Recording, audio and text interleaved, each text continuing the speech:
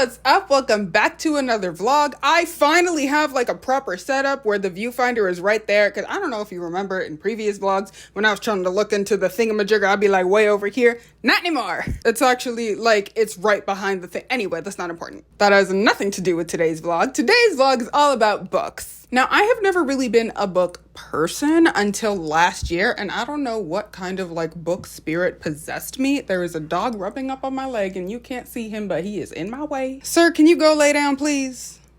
Thank you. What I was talking about? Oh, right. The book spirit overcame me, and I said I was gonna do like an end of the year book vlog, and then that just ended up not happening for like a million different reasons. We do not have time to get into it right now. And also, I don't believe I will be putting all of my personal business all over the internet like that. So I'm gonna do my 2024 recap now and do like a halfway through 2025 and talk about the books that I have been reading. And I planned on having like my list up on the computer right here, but I forgot to do that. So I'ma just have to pull it up on my phone, which kind of bothers me because now there's like a weird light coming from this way on my face and it's reflecting on my glasses, and it just, anyway, not that it's particularly relevant, it's just a little annoying. Okay, I'll start with a 2024 recap. I'll put my stats right here. I read 25 books, a total of 8,151 pages, and my average book length was 326 pages. Every single one of these numbers is shocking to me because for a while I didn't think I knew how to read. Like, I mean, I could read quick text messages or whatever, but like a book, I just thought I couldn't like fucking read. So that has left me very impressed with myself. My top 5 books that I read in 2024, in no particular order. 2 of them are Adam Neville books, No One Is Surprised,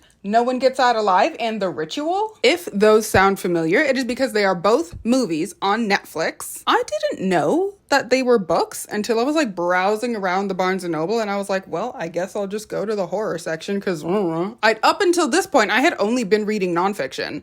So I was like, well, let me see what goes on over here. And then I saw a book that said The Ritual, and I was like, huh?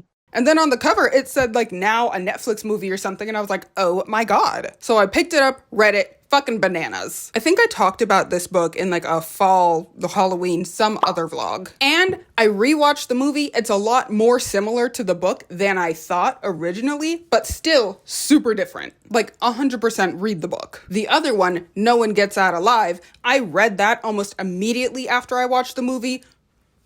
What the fuck? The movie is nothing like the book. The book is fucking bananas, dude. You get halfway through it and it seems like it's over. It seems like it's resolved. But there's a whole other half of the book left and you're like, what the hell is even this about? And it's crazy. So read the book. I mean, like, the movie was good too, but fucking read the goddamn book. Another book that made my top 5 is yet another horror book. This horror kick really took me by surprise. The Exorcist by William Peter Blatty. Now, I had like heard of the movie, but never bothered to watch it. But then I saw it was a book. I was like, oh. So I decided to read it and it was really good. I think I read it in like a day or something. Like, I read it really quick, which is my sign that it's a really good book. Maybe I should be giving like a quick summary about what these books are even about, just in case somebody is here looking for book recommendations. Okay, so I'm gonna speed run the past 3 that I've just talked about. The Ritual is some dudes go on a camping trip and they run into some fucking trouble with some ancient deity. No One Gets Out Alive is this girl who is she's just trying to make it. She just wants to have a job and a place to live. And the place that she ends up renting from is run by crazy people. And again, there is an ancient deity involved. The Exorcist is, again, some fucking kid doing something she's not supposed to do. She ends up playing with the Ouija board and gets possessed. Okay, now that I've speed run those summaries, let us continue. Also in my top 5 was The Butchering Art by Lindsay Fitzharris. This, I think, was the first book that I ever read that taught me, oh my God, I do know how to read. It is about Dr. Joseph Lister and the way that he took germ theory and used it to found the idea of antisepsis and basically don't be dirty during surgery. And the way that she describes 19th century surgery is so she explains it so graphically, and I love the way that she wrote it. I don't know, some people would probably be super grossed out about it. I am a self-proclaimed weird goth in spirit, so I loved it. But don't read it if you're squeamish, but if you like history and medicine, definitely read it. And the final book in my top 5 is Misquoting Jesus by Bart Ehrman, because I'm a weird weird nerd and I'm just really into Bible history like that. What I appreciated about this book is that there were so many aspects and like so much terminology that if you just like gave it to me out of context, I would have no idea what you were even talking about. But he breaks it down in a way that makes it digestible and easy to follow. Because like I think biblical history is really cool and really interesting, and I think that like 100% stems from the way I was taught versus what it actually is are two completely different things. So it's like a topic that I find really cool and really interesting, but it can be and is really complicated and it's really like in depth and stuff. But he makes it really digestible and I deeply appreciate that. Oh right, I'm supposed to tell you what the book is about. So So the subtitle is Who Changed the Bible and Why? And it's essentially how accidentally or intentionally the Bible was changed from what it was originally to the version that we have now. Super interesting if you're a weird nerd like me. And now we move on to the 5 worst books I read in 2024, starting with The Subtle Art of Not Giving a Fuck by Mark Manson. Bitch, this was so obviously written by a straight white man. Like, I could not get down with it. Half the book was just like, oh, I've banged so many women and my ex this and that. And like, he made a couple good points. Like, there are things that you can take out of that book, but just the overall tone of it, I was like, oh my god, ew. Like, it just gave me the ick really bad. It was supposed to be like a self-help book, but the only thing it helped me do was realize that I don't like self-help books. Since we're on the topic of self-help books, the other one that I hated was 101 Essays to Change the Way You Think by Brianna, whatever the fuck her last name is. Weist, I don't know. It's pretty much just a whole book about like, if you're not happy, it's because you're fucking doing it wrong. And like throw a few inspirational quotes in there. Like, it was just a whole lot of fluff and she was saying a whole lot of nothing. And it took me forever to finish it because it just like, I would put it down and then I would pick it back up and I'd go, I remember why I put this down now. But like, I don't like DNFing books. Like, if I start it, I'm gonna finish it. But it took a while because I didn't like that book. The other one I didn't like was How to Keep House While Drowning by, I believe it was by Casey Davis. That book was so inapplicable to me. First of all, because she's a mom and it was just a whole lot of mom hacks and I'm like, thanks, I have dogs. Like, it just didn't apply to me at all. But even on top of that, it was like, forgive yourself if not everything is perfect all the time. And I'm like, okay, thanks. That seems like common sense. Like, I'm already there. I already do that. It didn't have anything to offer me. I'm starting to realize all of the books that I hated are almost all self-help books. The other book I didn't like, it was called like Doing Life with Your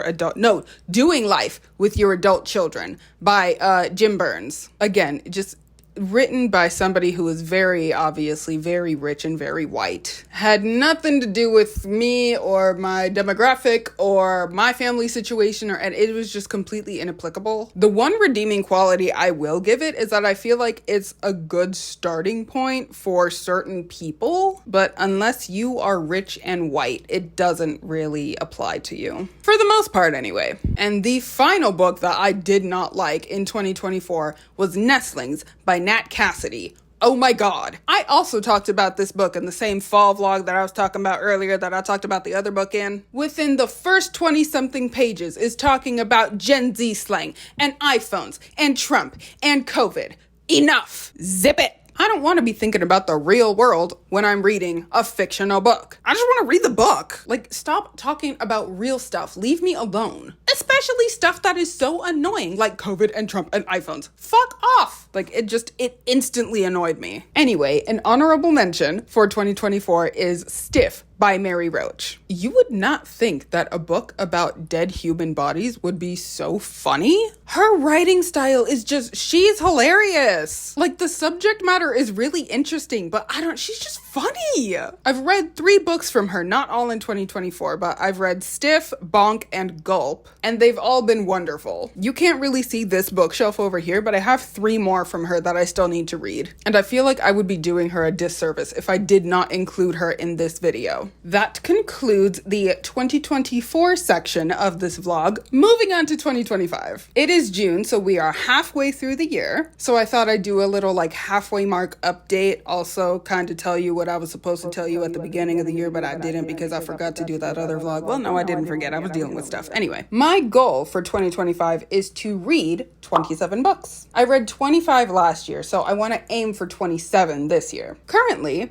I have read 18 books. If I keep going at the rate I've been going, I am going to hit 27 books within the next, 2 or 3 months, which is fine. I'm not complaining. I will stay at home and read books at any given opportunity. My top reads for this year so far, I decided to pick 3. 5 on a technicality because one of them is a trilogy, but I'm just counting it as one because it's a trilogy. Again, in no particular order, the Taker trilogy by Alma Katsu, easily top reads of this year. The year's not even over, and I'm so sure it's gonna make it into my top 5. I found this book, the first book, The Taker, I found it in the horror section, so I was expecting more of a horror book. It ended up being a little bit horror, but a little bit paranormal, and a little bit fantasy, and a little bit romance, a little bit of a lot of genres. And I didn't think I was gonna be into it because I only read nonfiction and horror. That's it. That's all I read. And I really do not fuck with romance books. I'm not into that. I don't want to do all that. So I did not think I was gonna like it, but oh my god,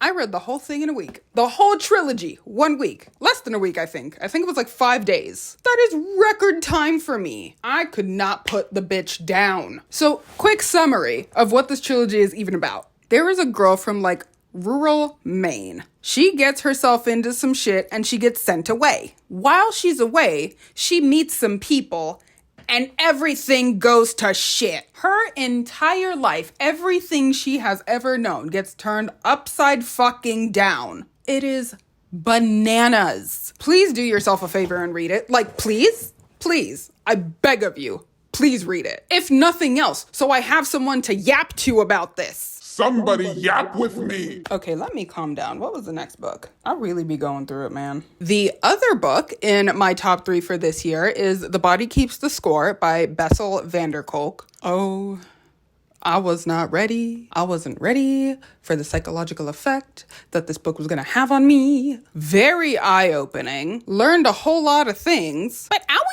It was rough. That was rough to read. The Body Keeps the Score is a book on trauma, and it takes a very, science-y approach to the psychological and psychosomatic effects that trauma has on the human body. And oh my god, that is a book that I am going to be rereading many times. It's one of those books where every couple pages you have to just close it and sit there and stare at the wall and just digest what you've just read. It is a lot. It is a wonderful book, but read it slowly. The final book in my top reads for this year is All the Fiends of Hell by, once again, Adam Neville. No one's surprised here. All the Fiends of Hell is an alien horror book that also has a lot of religious imagery in it. Bitch, 10 out of 10. Immaculate. I could not ask for more from him. It was so good. It was, oh my god. The way that he writes is borderline poetic. It is so, you would not expect the word beautiful to be an adjective you use to describe someone's writing when they write horror novels. But it is, and I love it so much. Oh my god. Y'all is gonna crucify me for this. I'm so sorry. My biggest letdown of the year so far, Ward D by Frida McFadden. I am sorry, okay? I wanted to like that book. I really did, because everybody is always talking about her and her books and her writing. And so I decided, finally, to give it a chance, and I did not like it. Let's start with the way that she talked about, patients with psychiatric issues made me give her bombastic side eye. That representation was weird. And it felt really rushed. There was a plot twist what felt like every other page, and I'm oh my god, please calm down. That book made me discover that I am a fan of literary horror.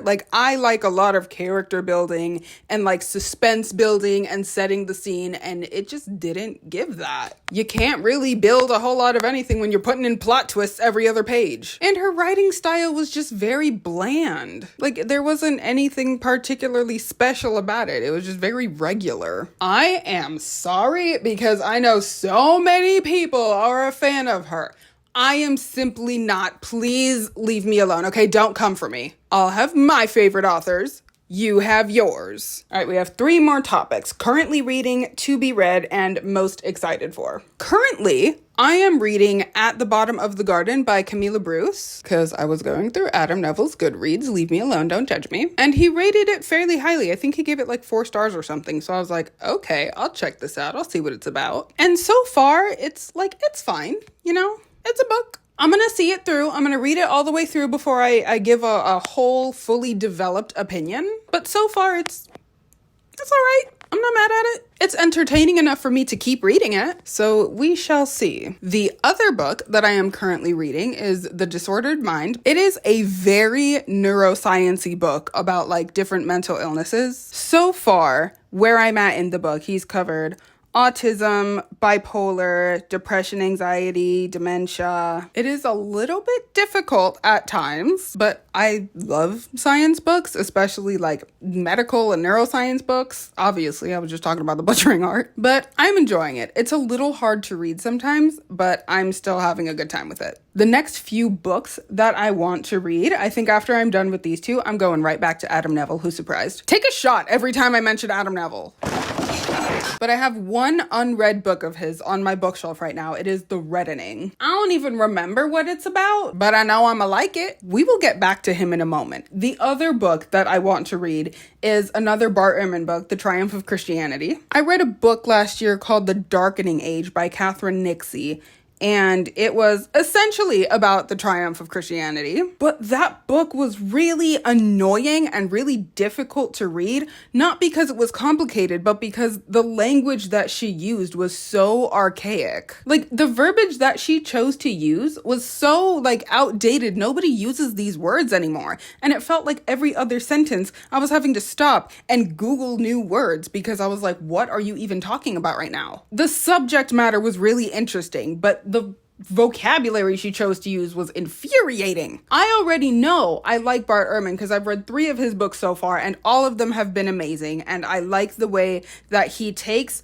complex ideas and makes them digestible and easy to follow. So I'm hoping I will like that book. And then after I finish The Reddening and The Triumph of Christianity, I want to go back to my psychology books, or like my brain books, whatever you want to call them, and read Taking Charge of Bipolar Disorder by Fass and Preston. I read Loving Someone with Bipolar Disorder, who, like, at the time, I didn't realize it was written by the same people, because I didn't find the book Taking Charge of Bipolar Disorder until after I had already read Loving Someone with Bipolar. And so when I saw Taking Charge, I was like, oh, okay, yeah, this looks really interesting. And then lo and behold, it's written by the same people. But I liked Loving Someone with Bipolar. I thought it was really interesting and it had some really good stuff in it.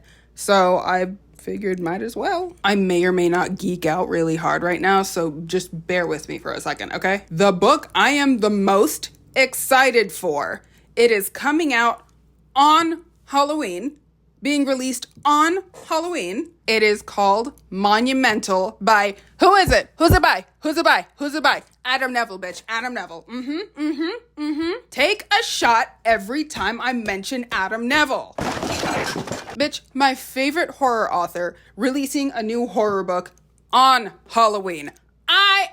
Oh my God. When I tell you, I just about pissed my pants when I found out. I am losing my mind. There are still, I think, 5 or 6 books of his that I haven't read yet because I just feel like once I read all of his books, what else do I even have to look forward to in life? Like, why am I even still alive? What's the point? So I've been putting it off, but I am like, now I'm so tempted to just go on like a reading spree, just buy all of the books of his that I haven't read yet and read all of them. And then by the time the new one gets dropped in October, I will have read all of them. And like, you know what I mean? Like when you're getting ready to see like a new movie, like let's take the Final Destination movie, the new one that just came out, like to prepare for that, you would watch all of the other Final Destination movies so that you're prepared for the new one. That's how I feel about these books. I should read all of the other books to prepare for this new book. I don't know if I'm actually gonna do it, but the itch is there. You know what I mean? Like it's I don't think I have an honorable mention for this year yet. I'll just throw one in there because this was not planned. Honorable mention, The Cut by CJ Dotson. So this is a story that follows a mom of a toddler who is also pregnant